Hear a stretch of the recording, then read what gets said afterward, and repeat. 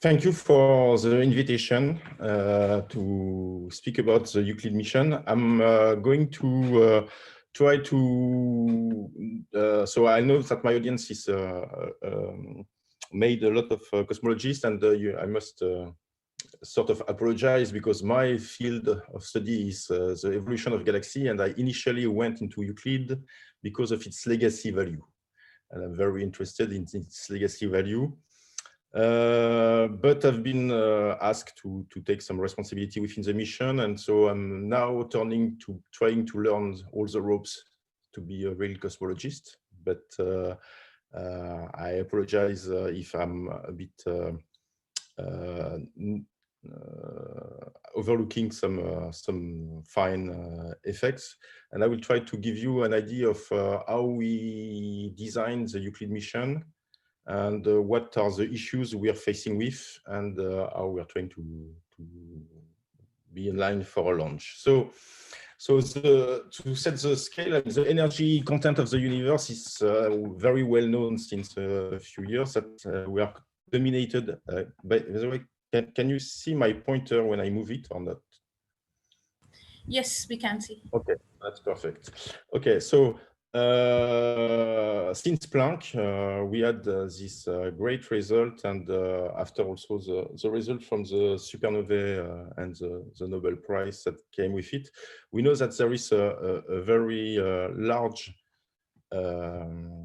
quantity of dark energy, and that ordinary matter in the terms of the energy content of the universe is only, I mean, the baryons are only making less than 4%, 5%, and a large quantity of dark matter and dark energy. And so this dark energy is it a cosmological constant? Is it really something that we need to characterize?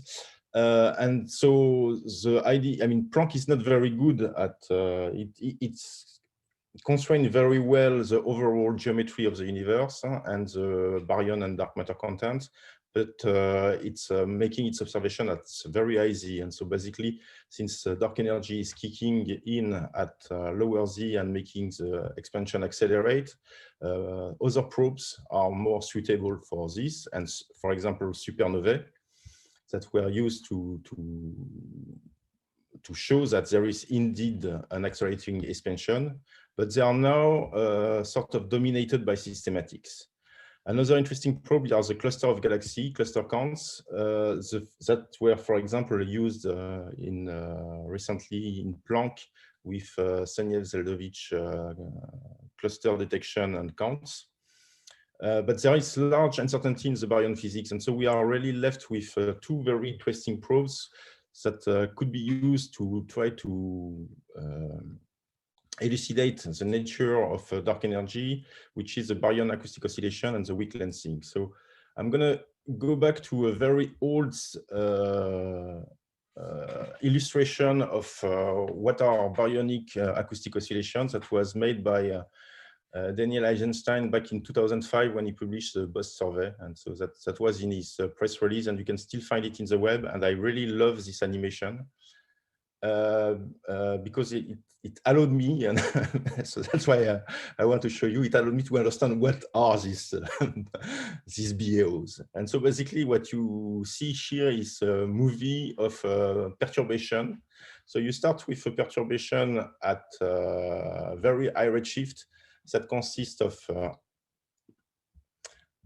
and I'm going to win back here, that you have a perturbation, and here it's a mass profile. So it's a density multiplied by the radius squared.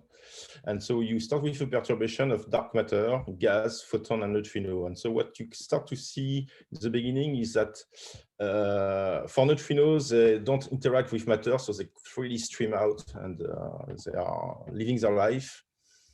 Dark matter is only sensitive to gravity, and is basically staying in place and collapsing happily. What is interesting is the gas and photons. So what happens is that these two components, of course, you are in a very dense, very hot plasma, so they are completely coupled. The Freeman path is very small.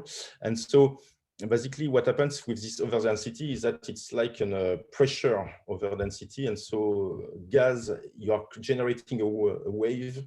And so now it's starting to expand outwards. And so you can see it expanding, it's expanding. And then at some point, of course, we have the decoupling of photons and gas. And so what happens is that the photons are going to start to freely stream as well, just like the neutrino. And then the gas fills the dark matter and the dark matter fills the gas. And so basically what happens is that the gas will slowly fall into the dark matter potential well, but the dark matter will still fill this small over density of gas. And this is the imprint of this can be computed from first principle and is roughly 150 megaparsec. So it's something that is great is that you have a standard ruler. You have something that you can measure on the sky, and you can measure its angular size at various redshift on the sky. And basically, if you look at it now from the point of view of the density, so from the number of galaxies, you will find a very tiny over density of finding a galaxy at 150 megaparsec away from your central peak. And so this is what our BAO, and this is what we want to observe. And so you have a standard ruler. Once you have your standard ruler and you measure its angular size at various redshift, you can recover how your geometry evolves as a function of the redshift. And the geometry being, we are in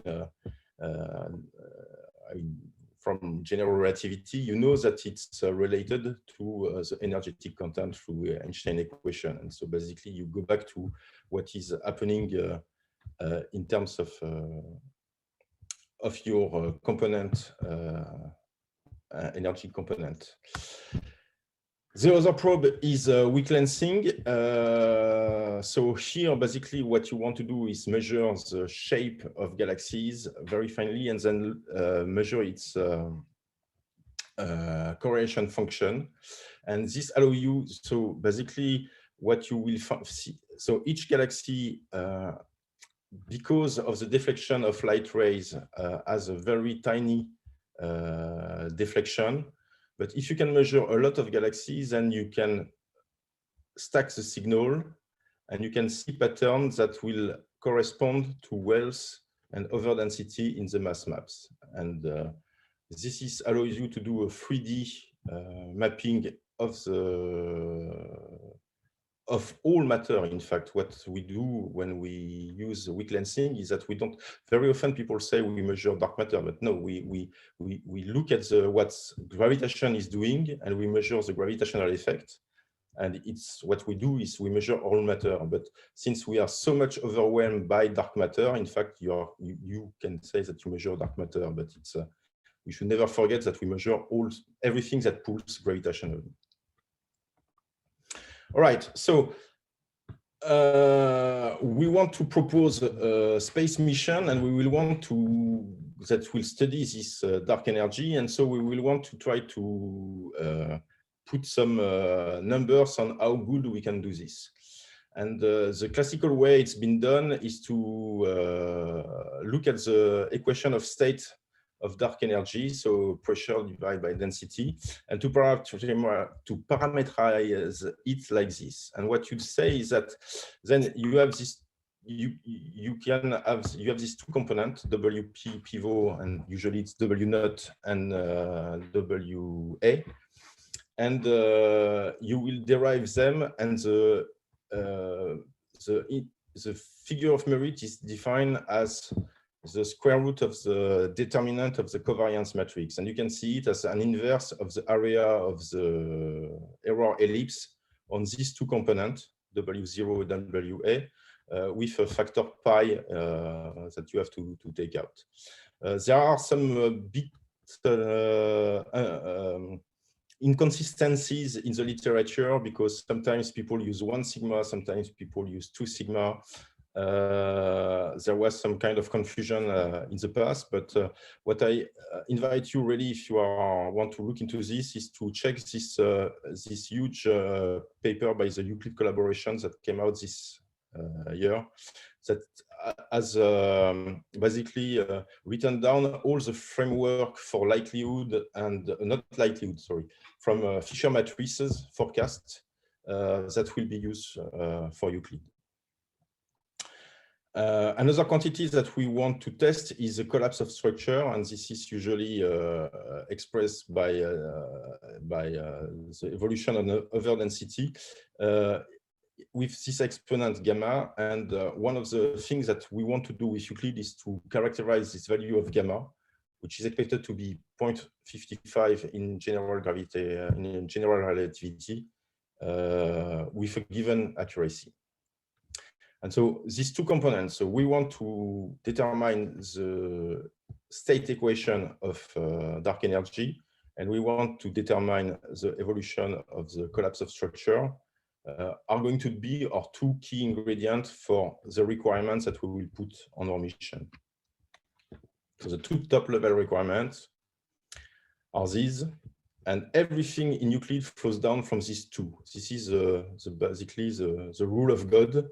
We have to get a minimum figure of merit of 400 using Euclid data alone.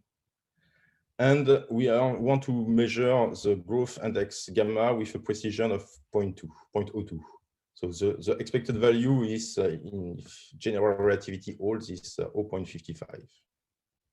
And all the requirements on the mission, survey, instrument, satellite data processing, are derived from these two requirements. Okay, so this led the proposal of the Euclid mission, and basically using these two probes, weak lensing and galaxy clustering. So what you can see here is the evolution of the expected figure of merit, roughly as a function of the survey area, assuming that you spend the same time observing. What you see is that for galaxy clustering, as you increase the areas that you cover, you probe more volume, and so you increase your figure of merit. Lensing, it's more, the figure of merit decrease with the area, because what you want to do really with lensing is try to observe the smallest area, a smaller area, but deeper, and to have get to measurement of a lot of galaxy per square arc minute. But when you combine these two, you find that there was a sweet spot of roughly 15,000 square degree. And so that's how the survey was designed for 15,000 square degree. What we want to do with weak lensing is measure the shape of roughly 30 galaxies per square arc minute above redshift 0.8.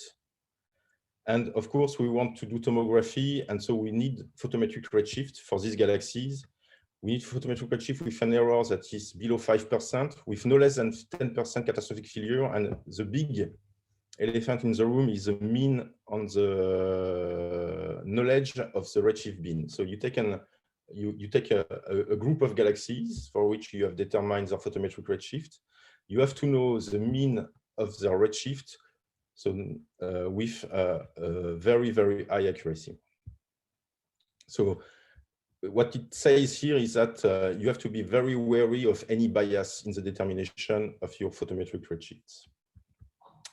On the galaxy clustering side, what we want to do is roughly take the measure H alpha for 3,500 galaxies per square degree over the same area, 15,000 square degree.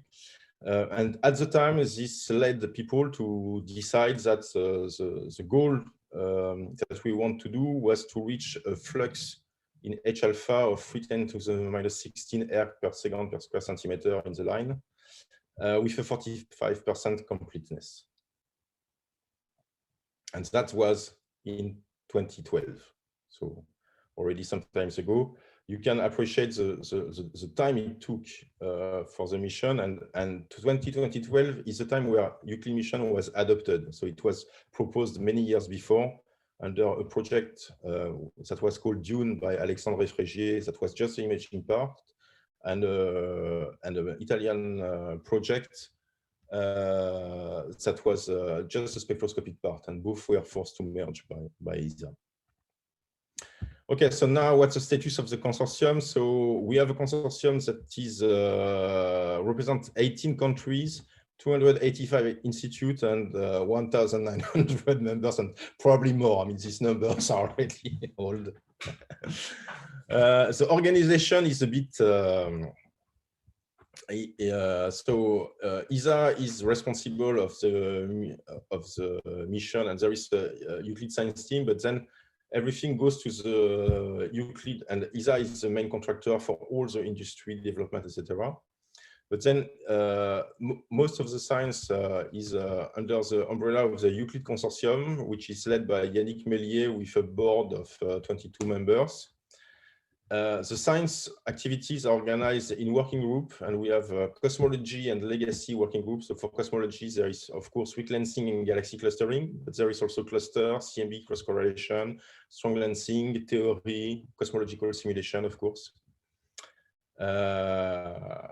And on the legacy side, there's going to be primordial universe, galaxy and AGN evolution, local universe. Supernovae and transient, if we can do this, resolve populations.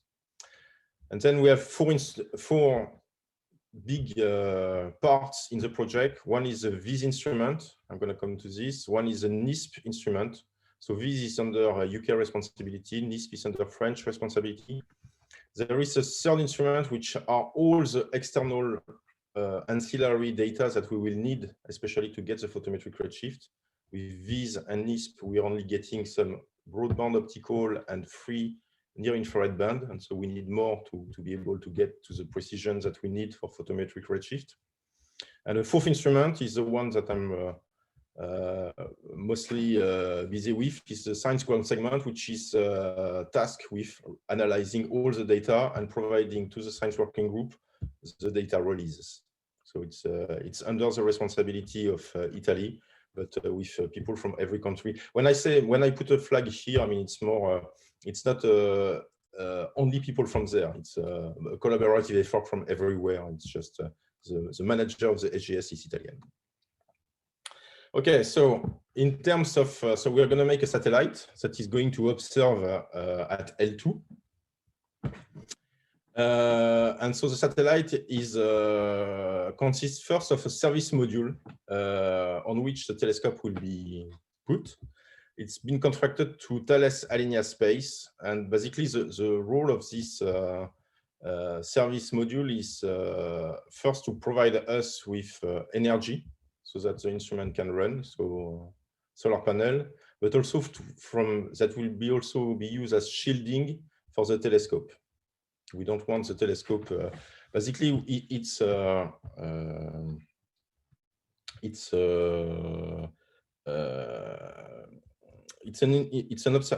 observatory where we want the PSF to be as stable as possible, and we want the condition to be as stable as possible. So it's good to be in space, but even in space, as I will show you, you might not be completely stable, and so basically, people we want to be shielded. Then the pointing of the satellite will be made by hydrazine, by small thrusters that will allow us to point the satellite and do the observation. And actually, the capabilities of the survey are limited by the amount of hydrazine that we can bring. And then, not to forget also the high-gain antenna that is pointing back to Earth, that is sending back all the data on a daily basis.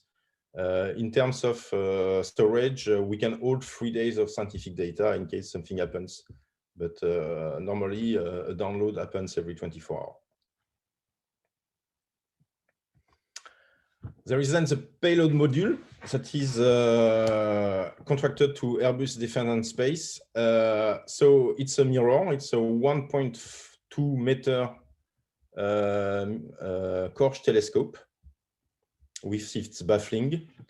It's built entirely in silica carbide. So this is a material that is extremely stable under temperature fluctuations. The only issue is that it's something that is a bit fragile and has to be handled a bit with care. So a main mirror of 1.2 meter, a secondary mirror with a focus so that you can actually, and the field of view that we have is half a square degree. The separation between, so what you can see here are the instruments, and the instruments have been built by the consortium. What you can see here is, where is it? It's here, is the dichroic that will, so the light will come from the telescope, bounce on M1, go on M2, then here inside the instrument, and here there are M3 mirror, and then a dichroic. The visible part is reflected to the VIS instrument, and the infrared part is transmitted to the NISP instrument. Okay, so this is the top view of the assembled focal plane. So it's a bit messy, but actually it's less messy than most of the other instruments that I have and satellites that I have worked on. So what you can see here is this big box here is the NISP instrument. I hope you see my pointer.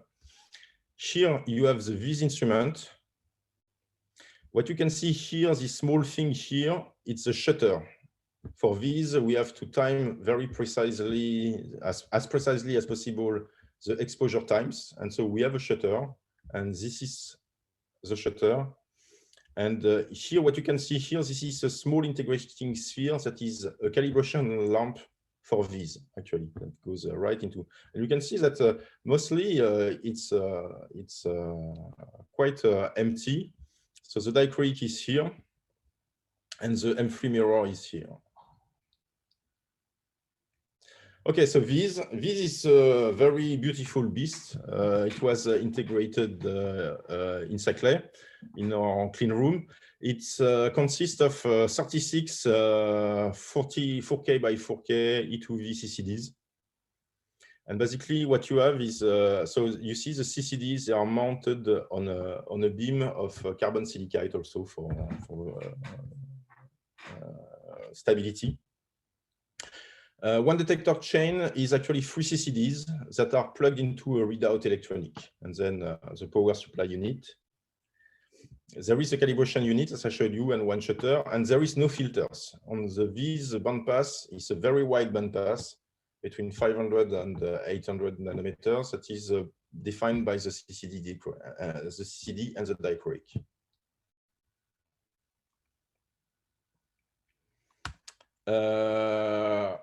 Something that I didn't put here in my slide is that the pixel size of VIS is 0.1 arcsecond, and so it's undersampling the PSF, and it's something that you will be important after. So NISP, this is this big beast here. Basically, it's a focal plane that is a bit more simpler. It's 4x4.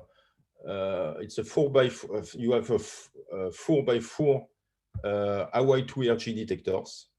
It's an enclosure because it's cool up to 90 degrees. There is a filter wheel that offers open position and free filter, Y, J, and H. And then a GRISM wheel that provide a dispersive element. So when the filter wheel is open, then you have 3 red GRISM that covers 1.2 millimeter to 1.8 millimeter, and 1 blue GRISM, 0.9 to 1.3. Okay, so why? So initially it was not 4 GRISM. It was 4 GRISM, but it was 2 blue, 2 red. And what happened is that when we started the design, we were using number counts that were forecast from the Gitsch et al. That were based on narrowband imaging survey to find what is the space density of H-alpha emitters. And the number counts that you add as a function of redshift in Gitsch et al. Is even higher than this model 1 from Pozzetti et al. And then HST made a few slitless spectroscopy survey, and especially the WISP survey. And these are the latest estimate from WISP in H-alpha. So, and it's a work, PhD work from Michaela Bailey in 2 years ago. And what you can see is that we are way below the model 1 of Pozzetti et al., and we are even a bit below sometimes the model 3, which is the most. And basically, we lost a density of a factor 3 between the number of sources. And if you remember, the figure of merit depends on linearly in the number of sources that we can sample. So basically, if you use a factor 3, then you decrease your figure of merit by a factor 3, and it's not good at all. So what was decided was to forget for the white survey the 2 grism, 2 red, 2 blue, and do the white survey only with the red grism. We kept 1 blue grism for the deep survey and the calibration field, but the white survey, the main Euclid survey of the 15 square degree, will be done only in the red with 3 grisms and 4 exposures. And then there is a third Euclid instrument, of course. We need PhotoZ. And for this, we will need ground-based data. And some of the ground-based data we are going to use are existing ground-based data.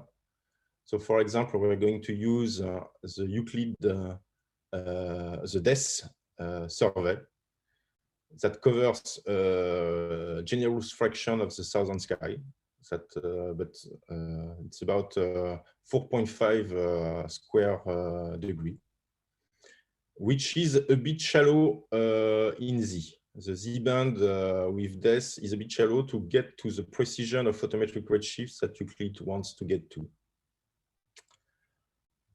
But there's going to be Rubin, and so we hope that we can negotiate and have an agreement with Rubin to share data, so that after the year 2, after the year 1, when Rubin data is has started to be acquired, we can use Rubin data, SST, if you are not aware of the name change, for photometric redshift. The situation in the north is a bit similar. We have Cepheus Union survey of 300 nights on CFHT Medigacam to do the air band and U band. We are going to use the PanSTARRS I band and Z band. And because the PanSTARRS was not deep enough in Z band, we have obtained through our Japanese colleagues that have joined the Euclid Consortium, Fortinet and Subaru, to do a full coverage of the northern sky, or Euclid northern sky in Z band.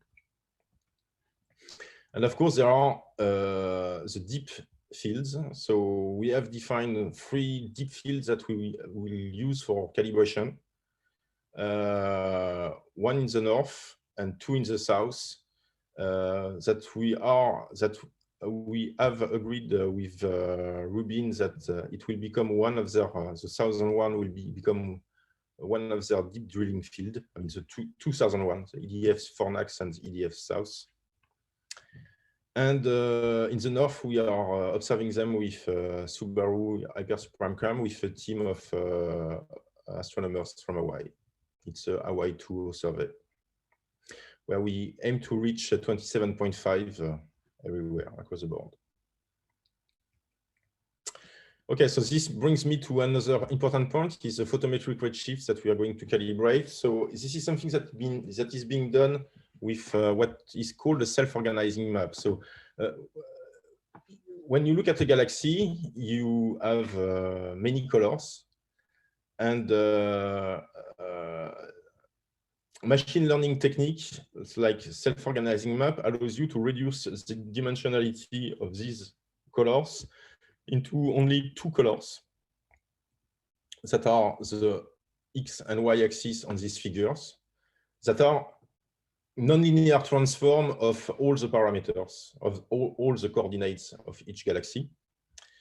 And what you can see is that you can map one of these cells on this map to maybe, for example, U minus G color, high band magnitude, or median photometric redshift. And what you can see is that you can have a very good description of it's a very good discriminate of photometric redshift as a function of the position in cell.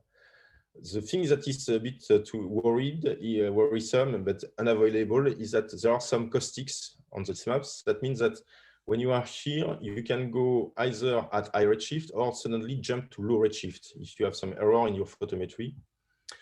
And this is the typical explanation of catastrophic failure when you do photometric redshifts. What is important for us is that we're using this map so that we can make sure that we calibrate with spectroscopy all the photometric redshift. And what you can see here is from the paper of Dan Master in 2019, the actual coverage by spectroscopic redshift of this self-organizing map. And what you can see is that we have still cells where we don't have redshift, so that there are one empty cells in this map means the galaxies that have this type of color, we never got a redshift for them. And so there is an ongoing program with large telescopes to obtain these redshifts. And that will, of course, help us to calibrate our photometric redshifts. Okay, so in terms of observation, so we have this external data and we have the NISP and VIS FOV, and you can see them here, roughly 0.7 degree by 0.7 degree. And because of the dichroic, we are looking at the same position on the sky. So roughly one VIS exposure and one VIS exposure overlap. How are we going to do our observation? We are going to do some dithers. So when you point at a position on the sky, we are going to do some small steps of 50 to 100 arc seconds so that we can fill the gaps between the detector, between exposures. And these dithers allows us so that any position in the sky can be seen at least by 3 images in VIS and by 3 frames in NISP. So that allows for example, cosmic ray rejection, etc. And so what happens during one dither that lasts 973 seconds? So we start by opening the VIS shutter. We take a VIS exposure, and at the same time, we take a NISP exposure with the GRISM, so slitless spectroscopy. Then we close the shutter. We move the GRISM wheel and the field wheel of NISP. We wait for stabilization because when you rotate things, there are some compensation mechanism, but remember that you want some stability. So then we take a Y-band exposure. Again, we move the filter wheel, stabilize, take the J-band exposure, move the filter wheel, stabilize, take the H-band exposure, and then we move to the next dither position. And so we repeat 4 times the sequence. In between sequence, we have moved the GRISM wheel. So we do red GRISM 1, red GRISM 2, red GRISM 3, red GRISM 4. And the thing that we want to do is we keep as much as possible the same observing sequence for all Euclid observation for 6 years. So it's going, in a sense, it's a bit boring, but we need to beat against systematics, and basically having a completely repeatable observing sequence is going to help us a lot. So even the deep survey observation are going to be taken by stacks of this dither sequence, always the same. Okay, so which sky? So we want to do 15 square degree. What we did was to look, so this is an image of the full sky. What you can see here is Milky Way, and here is the zodiacal plane. And basically, we want to avoid stray light contamination by stars, and we want to avoid high background, especially in the near infrared, due to zodiacal light. Okay. And what you can see here are the 3 Euclid deep field plus some other common fields that we will observe because they are very useful for calibration. So when you try to avoid the Magellanic Cloud, the galaxy, and the zodiacal, you find yourself with some region of interest that is about 17,000 square degree, where the signal to noise ratio that we want to look at is fine. Like we are above 10 with the V's for 24.5 extended source everywhere. Same thing for the NISP signal to noise ratio. And so from this, you can make a possible Euclid survey. And so what you can see here is the sequence of observation colored by year. So we don't observe the full 17,000 square degree because we do only 15,000 square degree. And indeed, for this survey, for this realization of the survey, we didn't manage to reach the 15,000 square degree in 6 years. We are falling short by 400 square degree. We only do 1,400, 600. How is the time spent? 65% of the time is spent doing observation of the wide survey, the 15,000 square degree. But you can see that the rest of the time is not the wide, it's 35% of the time, out of which there is 54% of that time that is just taking calibration and doing the deep field observation. So again, this is stressing the importance of beating systematics and having exquisite calibration, especially for PSF and for wavelengths distortion. You can notice that there is 37% of unallocated time. This time will not remain unallocated.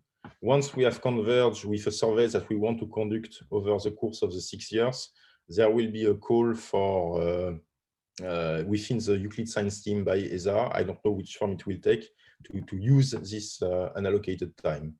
But there will be a very strong constraint I will show on how to use it. All right, so now I would like to give a word on the PSF accuracy requirement. So what we are going to observe is shear, and it's not directly coming from the true shear. There is a multiplicative bias when you do an error on your PSF, and an additive bias. So your observed shear is not exactly the multiplicative bias.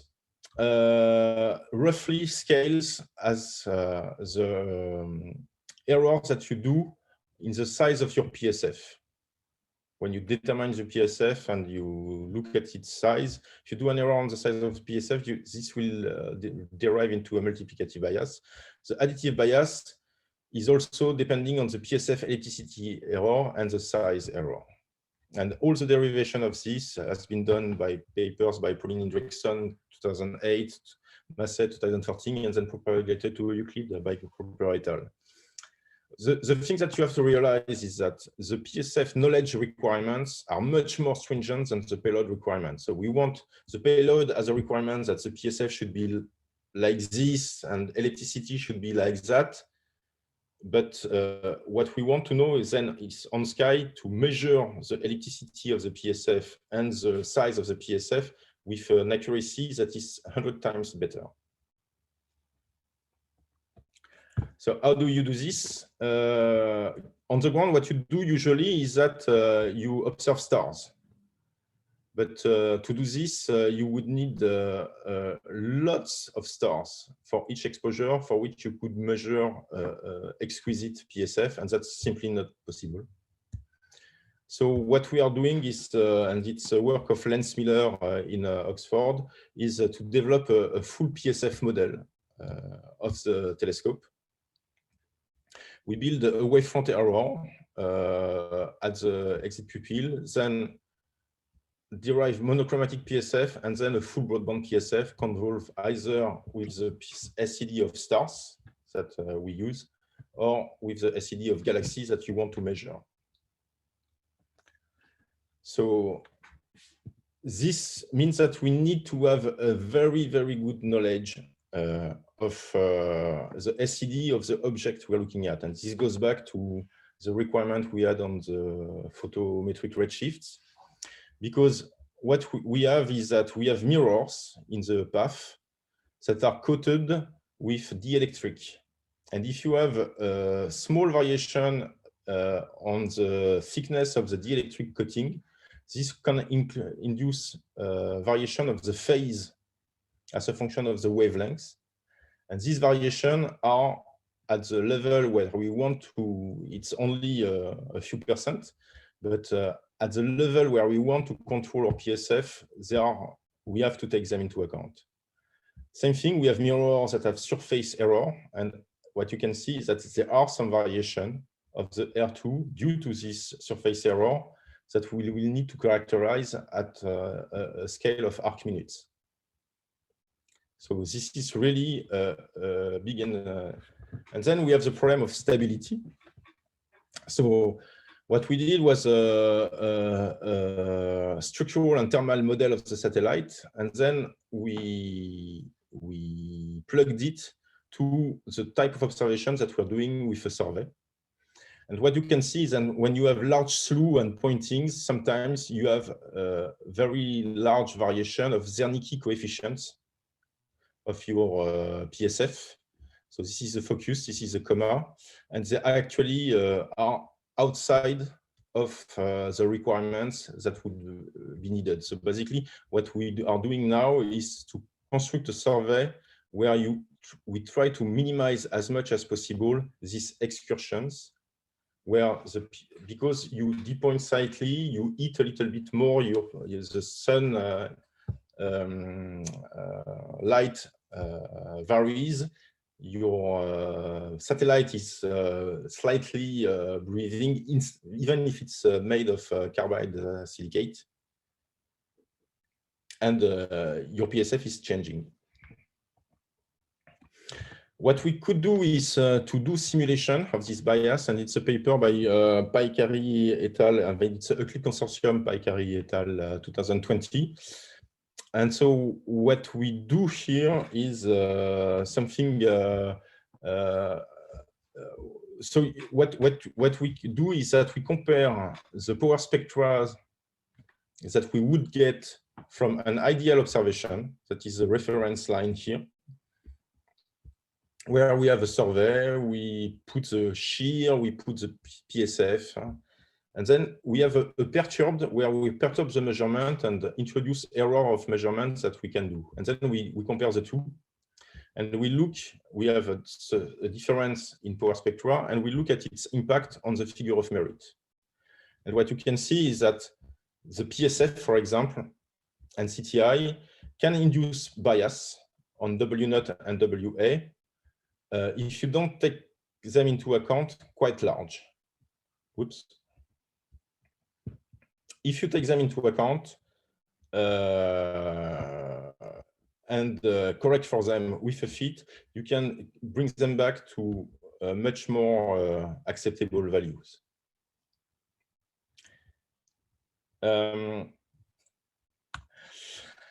Okay, so we did the integration. We have, and so we start testing our instrument. And what you can see here is a point spread function observed with the NISP instrument with the red Grism 270. And what you can see, you go from the blue to the red.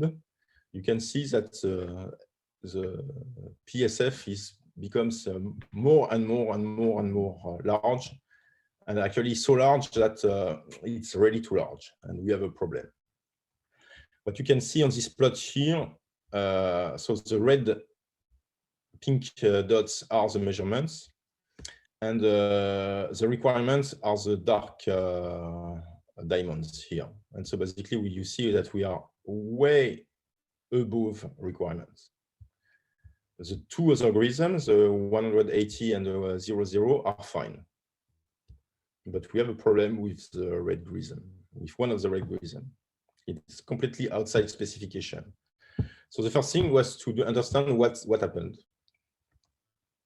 And understand that it's really a catastrophe. why is it a catastrophe? Well, when we are going to do slitless spectroscopy. So when you do slitless spectroscopy, you just put a GRISM in front of your instrument. And so you have first orders, you see your order 0, you see your object, and then you have your spectra.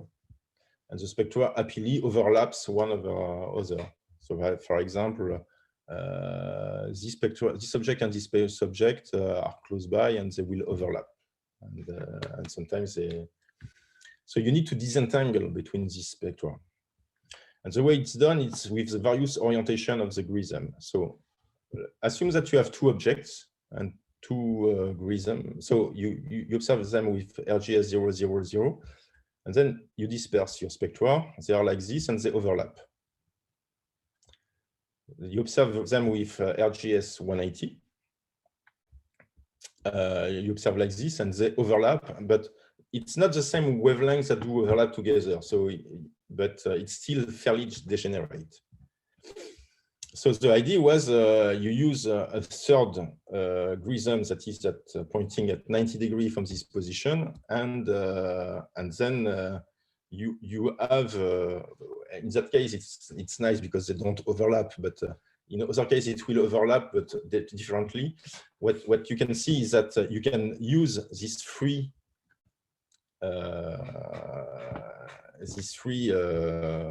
spectra to break the degeneracy. Okay, so how can we do now that we don't have RGS 270 because we cannot use it?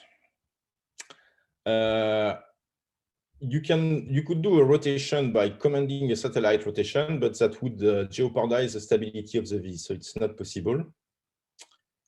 You could do using a natural rotation, and you observe at various epochs. So because you will naturally rotate the field of view, but this would be actually not very good because it would not allow for an homogeneous selection across the wide survey. And so the idea we came up with was, well, let's use the GRISM at a non-nominal rotation position. And so this is the default RGS 180 and RGS 00. What we are going to do is to use them also one step away on the rotation wheel. And by doing this, you incline them by 4 degrees. And this 4 degrees gives you enough of degeneracy breaking so that you can do your observations. And you can break the degeneracy of the overlapping spectra. The problem is that when you do this, so you have your beam here, and when you are in nominal position, this blue circle is perfectly centered inside the baffle, and you don't have any obscuration. When you use the next step, you are not at the nominal position, so you start to be against the baffle, and so what it does is that you introduce a little bit of vignetting. You cut some lights and prevent some lights to happening.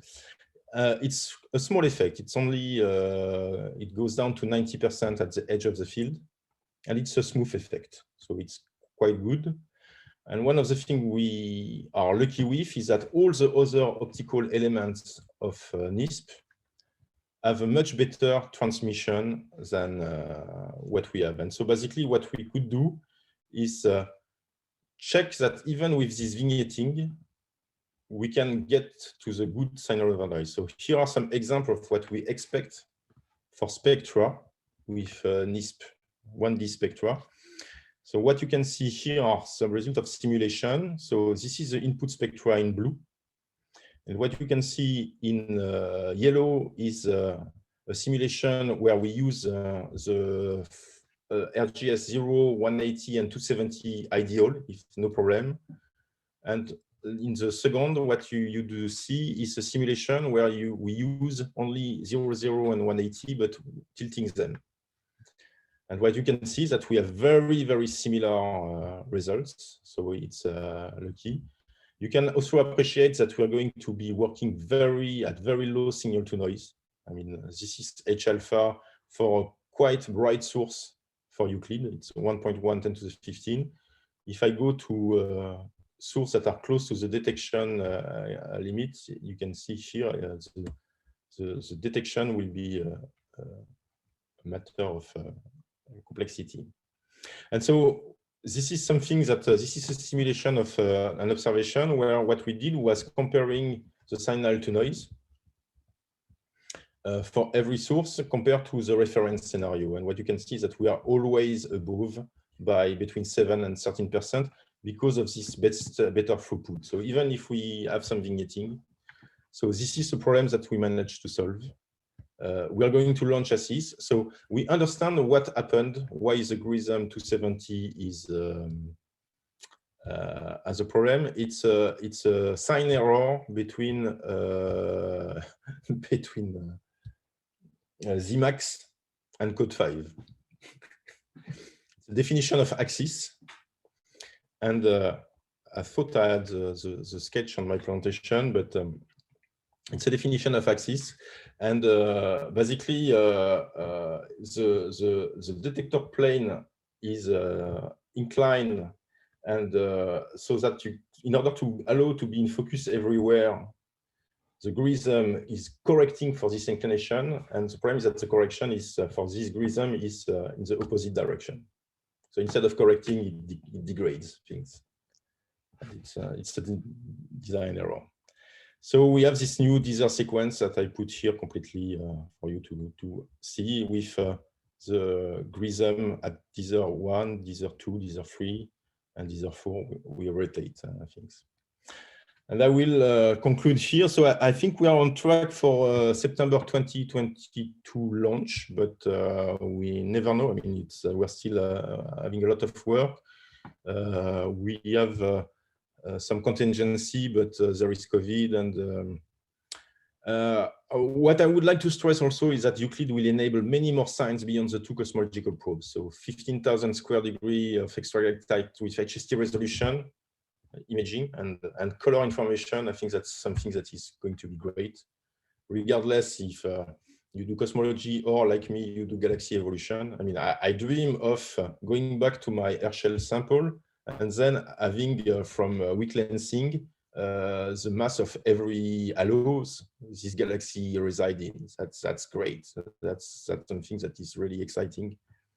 And you will have deep survey with near-infrared spectroscopy, and all this data is going to become public.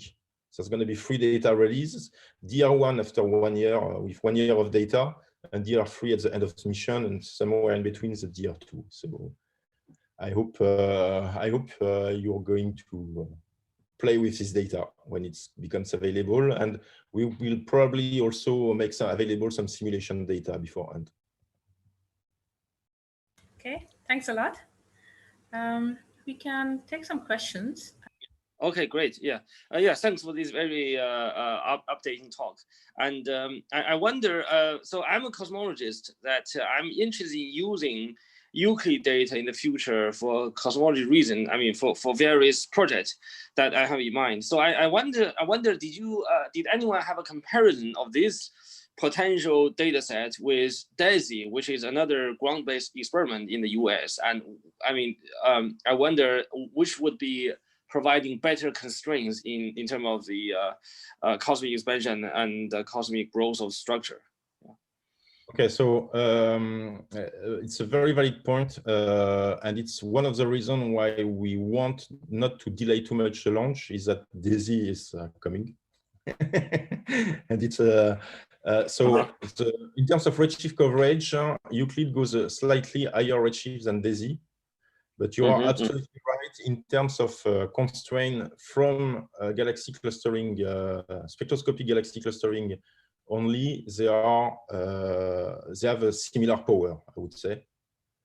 And I noted the time scale looks also similar to each other. Yeah. So this two could be a very competing survey in terms of the delivery of scientific results. Yeah. So in terms of this is one of the reasons why we dropped the blue GRISM and kept the red GRISM, is because the blue GRISM is covered by DESI. So when we had to take this decision, and there was with respect to when we did the dimensioning, and we find out that there is not enough H alpha sources, And if we want to keep the power, what we did was, okay, we will keep the high redshift part because that's where DAISY is not going. But you are Okay, perfectly right. The two have a similar potential. The other quick question is, I mean, given this very potential, very powerful data set, that whether it is possible for South Africa to do some in-kind contribution so that we could sort of share the data with internal data set with Euclid. I guess this might be beyond of the scope of the talk, but that's something I'm also well, I mean, this is beyond the scope of the talk, but definitely Euclid is an open collaboration. And for example, so neither Japan nor Canada, for example, were part of the consortium in the beginning, but with the in-kind contribution of the CFHT time or the HSC time, then there has been some spots. I mean, now you have Japanese and Canadian astronomers that are part of the collaboration. And if you think that there are some in-kind collaboration that could be interesting, for example, I can see a lot of synergy in the future between Euclid and SKA and the SKA precursors. And I invite you to contact Yannick Mélier and discuss. Okay. The position was always, from this point of view, of openness to contribution. Yeah. Oh, thanks for this information. Yeah, that seemed to be very interesting. Yeah. We have a question from one of our PhD students, Cabello. So he says, "Hi, and thanks for the good talk." His question is, what is the process followed in instrument calibration, and why does it take so much time to do? Okay, so one of the calibrations that we do is a deep. So for galaxy clustering, what we need to characterize, and you can see from the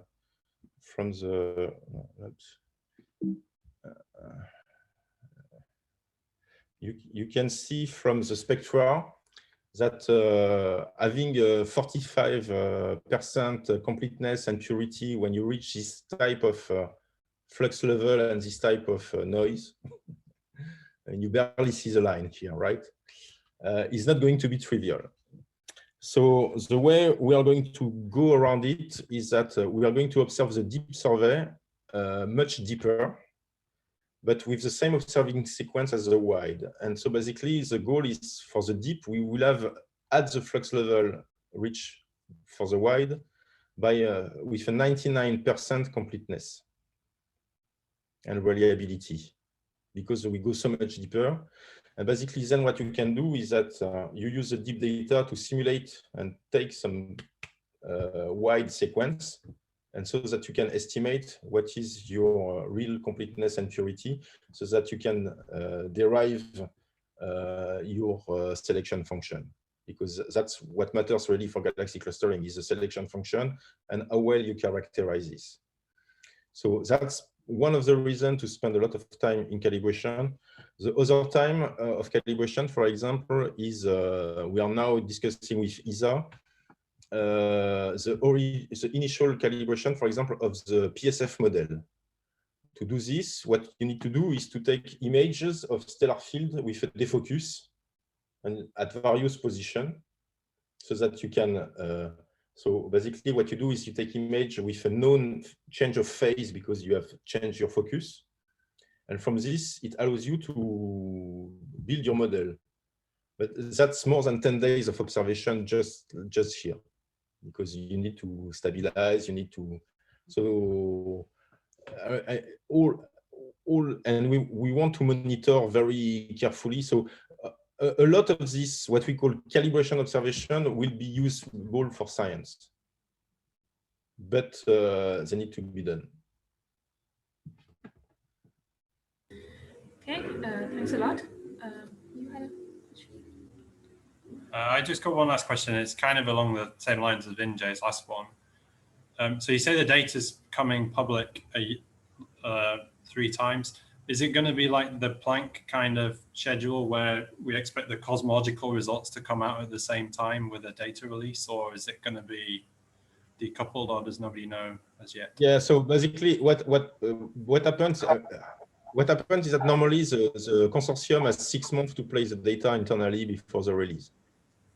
Okay. But 6 months to do the cosmological analysis and write the paper is going to be hectic. I mean, it was already hectic in Planck. I believe it's going to be worse in Euclid. So. Okay. It is a pressing time schedule. Yeah. Yeah, because dark energy survey, right? That's taking like years after the data is taken till the cosmology results come out, right? The whole survey is finished, and then the 3-year results are just coming out soon if they're not already. So yeah, it's challenging.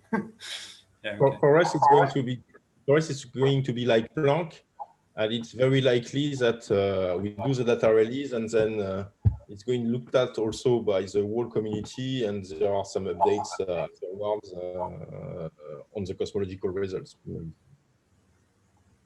Okay, thanks. But we are put under pressure by ESA to get the data out. Right. Yeah, thanks a lot again for Welcome. this wonderful talk. Thank you very much. Thank you. Thank you. Bye-bye. Have a good weekend. Bye-bye.